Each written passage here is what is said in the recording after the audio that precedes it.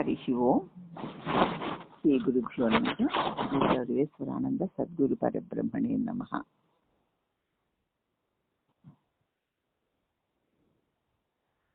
ఆధ్యాత్మికంగా పురోభివృద్ధిని పొందగోరావంటే నువ్వు ఆధ్యాత్మికంగా పురోభివృద్ధిని పొందగోరుతూ ఉంటే నీ పూర్వ వృత్తాంతమును ఎప్పుడు మర్చిపోకు.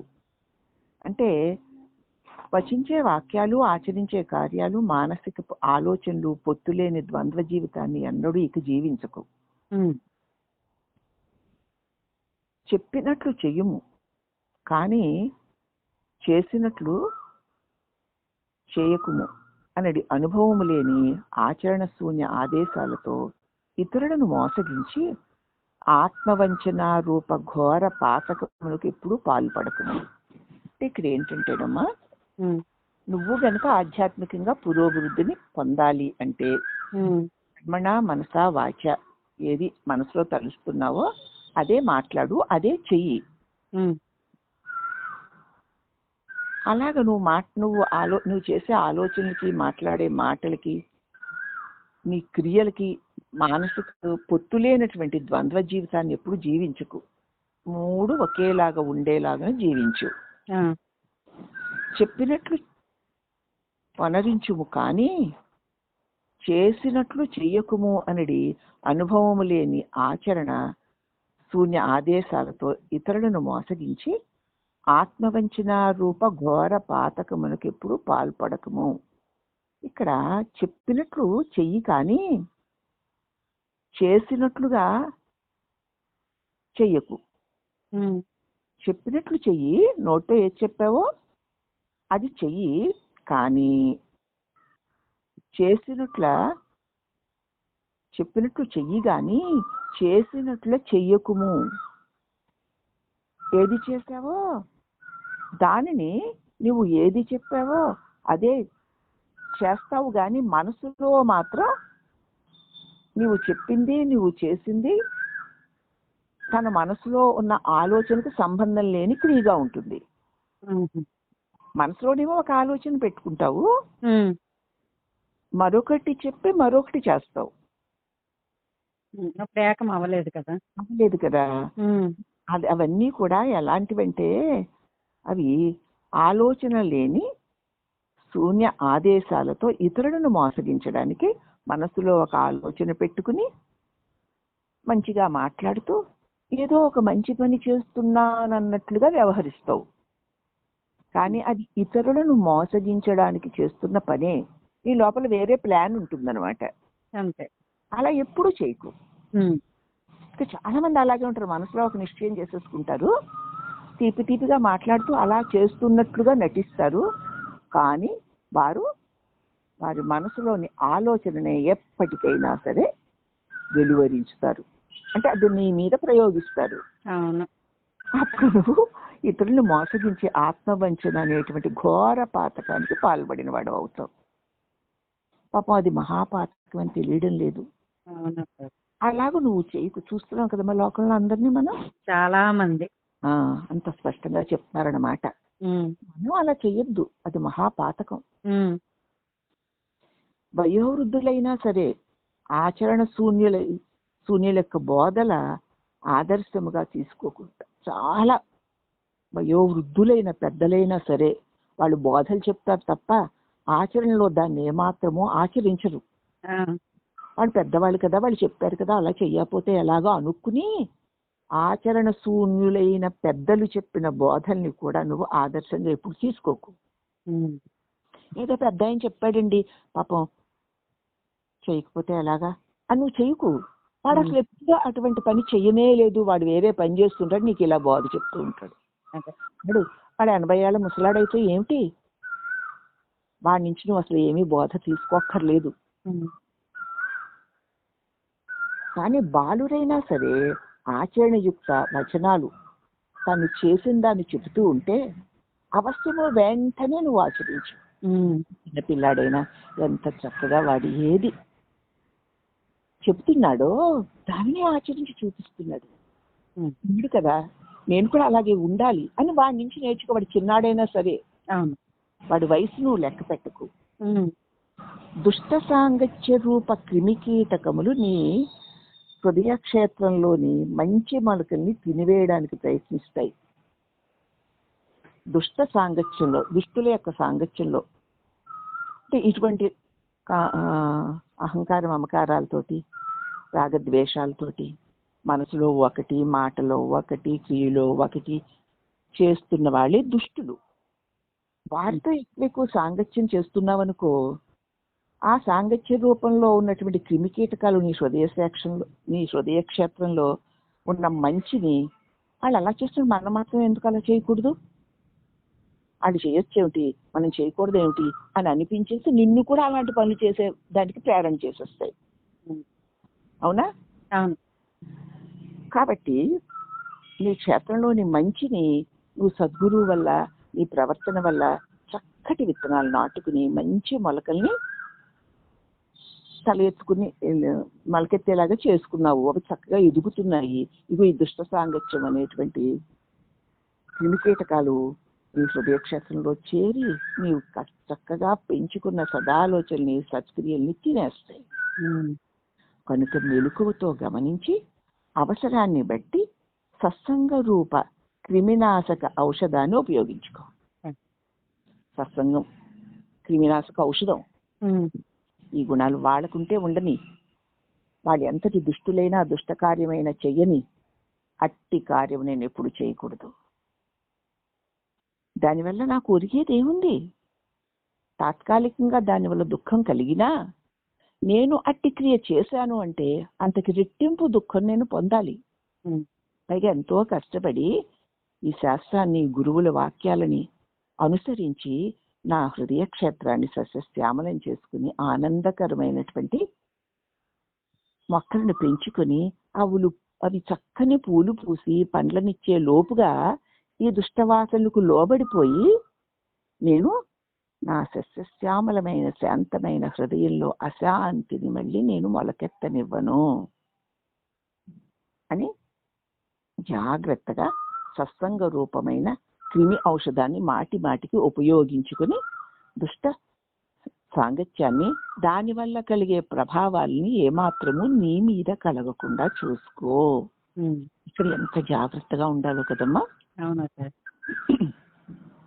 ఇక దానికోసం ప్రతిదినము ఉదయము నిద్ర లేచింది మొదలు రాత్రి పరుండే లోపున మనము చేయు కార్యములు మంచివి గాని చెడ్డవి గాని అయి ఉంటాయి. లేచినప్పటి నుంచి పడుకునే వరకు అనేక పనులు మన చేత చేయించబడుతూ ఉంటాయి కదా. అవి మంచివి కొన్ని, చెడ్డవి కొన్ని ఉంటాయి. అలాగే వాక్కు ద్వారా మరియు మనస్సు ద్వారా నిరంతరము శిష్టకర్మలు, దుష్టకర్మలు, వాక్కుతోటి లేకపోతే మనసుతోటి, దేహంతో మంచి పనులు, చెడ్డ పనులు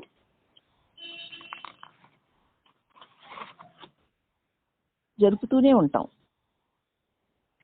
వాటన్నిటినీ జ్ఞానాగ్నిలో దగ్ధము అనరించనంత వరకు కూడా ప్రకృతి న్యాయసూత్ర ప్రకారం మళ్ళీ ప్రతి ఫలాన్ని అనుభవించి తీరాలి.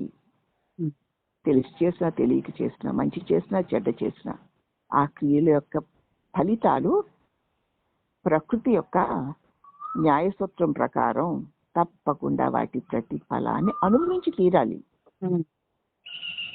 తప్పదు. అయితే వాటన్నిటినీ నీవు ఇవి అంతా కలిగి తొలుగుతున్నవే, నేను అన్న తలంపు రూపమైన మనస్సు లేచి దానిలో రకరకాల జగత్ విషయ వ్యామోహాలతో కూడినటువంటి భావాలు మనసు ద్వారా ప్రవహించి వాక్కు ద్వారాను దేహము ద్వారాను క్రియాన్వితాలవుతున్నాయి. తప్ప ఈ మనస్సు అన్నది లేనప్పుడు ఇదేవీ లేవు. ఇదేవీ లేని దాని నిద్రలో శాంతి రూపమై ఉన్నాను. ఇదంతా కేవలము మనస్సు వనరించుచున్న వాసనామయమైన, భావనామయమైన క్రియ, దాని ఫలితము తప్ప ఇవి మనస్సుని విడిచి లేవు. ఈ మనస్సే ఒక కల్పన. దీని విషయంలో ఏ విధమైన ప్రత్యేక ఆసక్తి మనం కలిగి ఉండకుండా ఇవన్నీ నా వల్ల తెలియబడుతూ నా వల్ల ఉంటూ అవి తొలగిపోతున్నాయి గనక అవేవి నేను కాను, నాది కాదు అనే జ్ఞానాగ్నిలో ఈ మనసులో ఉన్న వాసనలన్నీ దగ్ధమయ్యే వరకు కూడా ఈ మంచి చెడు క్రియలు, దాని ఫలితాలు, దాని అనుభవాలు ప్రకృతి నియమానుసారం అనుభవించి తీరవలసిందే. కాబట్టి జ్ఞానాగ్ని దగ్ధ కర్మాణం అని వాసుదేవుడు చెప్పాడు. ఈ కర్మలన్నింటినీ కూడా, మనసులో దాగి ఉన్న ఈ వాసనలన్నింటినీ కూడా నీ నిజస్వరూప జ్ఞానం ద్వారా దగ్ధం చేసుకో. అప్పటి వరకు నీవు కర్మలు చేయడము, వాటి ఫలితాలను అనుభవించడము తప్పదు అని తెలుసుకో. జ్ఞానాగ్నిలో దగ్ధం అవ్వాలి అంటే ఇది చక్కగా అర్థమైంది కదమ్మా? అర్థమైంది. అయితే దానికోసం మనం తీరిక సమయాల్లో అశ్లీల సాహిత్య పఠనంతో, అసభ్యపు అనవసరమైన మాటలతోటి మన కాలాన్ని వ్యర్థపరిచి మనస్సుని కల్మషం చేసుకుని నీ సాంగత్యము చేసిన వారి చిత్తాలను కూడా పాడు చెయ్యకు. నీతో ఎవరు సాంగత్యం చేస్తారో వాళ్ళ చిత్తాల్లో కూడా చెత్తంతా కూరుతూ ఉంటావు. ఎందుకంటే అశ్లీల సాహిత్యాలు చదవడం వల్ల అసభ్యకరమైన అనవసరమైనటువంటి మాటలతోటి నీ కాలాన్ని అంతా నువ్వు వ్యర్థం చేసేసుకుని, నీ మనసును నువ్వు కల్మషం చేసేసుకుని, నీ సాంగత్యంలో ఉన్న వారికి కూడా ఆ మాలిన్యాన్ని అంటించేస్తూ ఉంటావు నీ మాటల ద్వారా. అలాగ నిన్ను నువ్వు పాడు చేసుకుని నీ సాంగత్యంలో ఉన్న వారిని కూడా ఏమాత్రము పాడు చెయ్యకు. వీలు దొరికినప్పుడల్లా భగవద్గీతని, ఉపనిషత్తులని, భారత భాగవతాది సస్యాస్త్రాలన్నీ పఠిస్తూ ఉండు.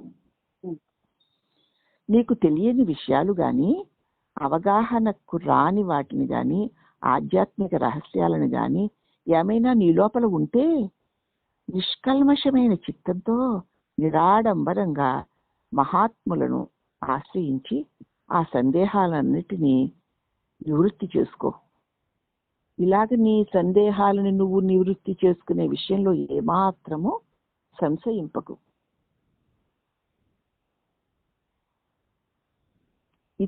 ఇతరులు ఏ కార్యాలు చేస్తే నీకు మనస్సుకి అప్రియంగా ఉంటుందో అట్టి కార్యాలను నువ్వు ఇతరులకు ఎప్పుడూ చెయ్యకు.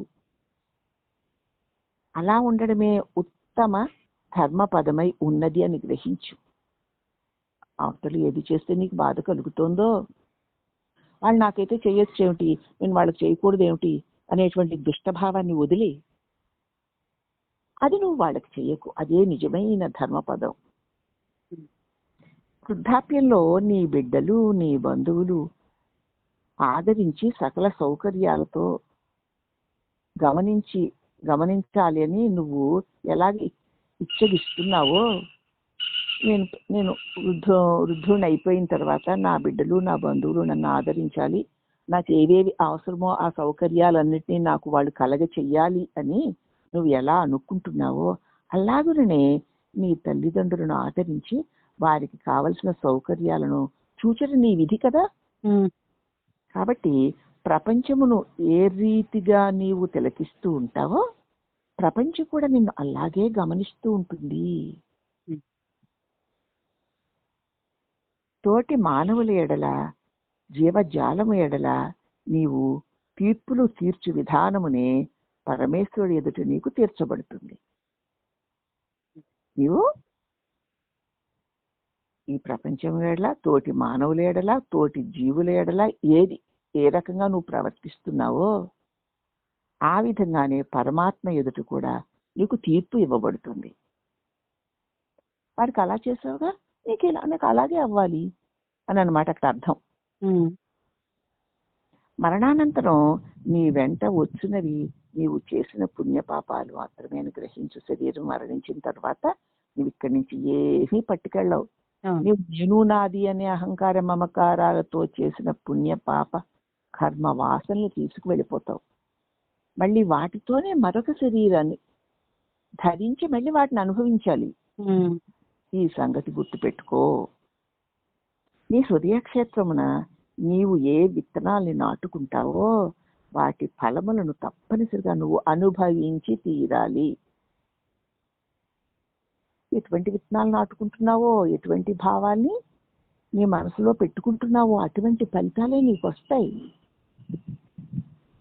కాబట్టి అనిత్య, అవిద్య, దుఃఖ రూప శరీర భోగ బీజాలు నాటుకున్నావనుకో, అనిత్యములైనవి, అసత్యములైనవి, అజ్ఞానకరములైనవి, దుఃఖాన్ని కలిగించేటువంటి ఈ శరీర భోగాల అనేటువంటి బీజాలని నీవు నీ హృదయక్షేత్రంలో నాటుకున్నావనుకో, వాటి ఫలితాలైన బాధ, దుఃఖం, ఆది వ్యాధులు, మరణం తప్పకుండా నీకు వస్తాయి కదా. వస్తాయి. అయితే సత్వగుణ రూప నిత్య బుద్ధ ముక్త అమృత బీజాలను నాటుకున్నావనుకో, శాశ్వతమైన, ముక్తమైన, శుద్ధమైన, పరమాత్మ సంబంధమైన ఆలోచనలే నీ మనసులో నువ్వు బీజాలుగా వేసుకున్నావనుకో, మరి అది సస్యశ్యామలము చేస్తే శాశ్వత శాంతి, ఆనంద, అమృత ఫలాలను ఎందుకు అనుభవించవు? కాబట్టి సదా సదా నీ హృదయంలో నిరంతరము భగవశ్చింతన రూపమైన సద్వస్తు యొక్క నిజస్వరూప భావనతో నిరంతరము ఉంటూ ఉంటూ ఉంటే నీలో అనేక జన్మలుగా ఉన్నటువంటి దేహ మోహ ప్రారబ్ధ రూప అజ్ఞాన వాసనలన్నీ తొలగిపోయి శాశ్వత సచ్చితానంద పరమాత్మ యొక్క భావాలు నిండిపోగా తత్ఫలితమైన అమృతానందాన్ని నువ్వు తప్పకుండా అందుకుంటావు. పరమేశ్వరుని అనుగ్రహం చేత నీకు సదా సత్సంకల్పములు ఉద్భవించుగాక, తత్ఫలితములైన సదానందమును సదా అనుభవించుగాక అని శ్రీ గురుదేవుల వారు మనకి బోధ తెలియచేస్తూ మనల్ని మనం, మన అంతఃకరణని మనం ఎలాగా సస్యశ్యామలం చేసుకుని సత్ఫలితాలను పొంది బంధరహితమైన సుఖాన్ని పొందాలో చక్కగా వివరించి తెలియచేశారు. అట్టి సద్గురుదేవులైన శ్రీ సర్వేశ్వరానంద స్వాముల వారికి శత సహస్ర కోటి వందనములు. హరి ఓం నమః.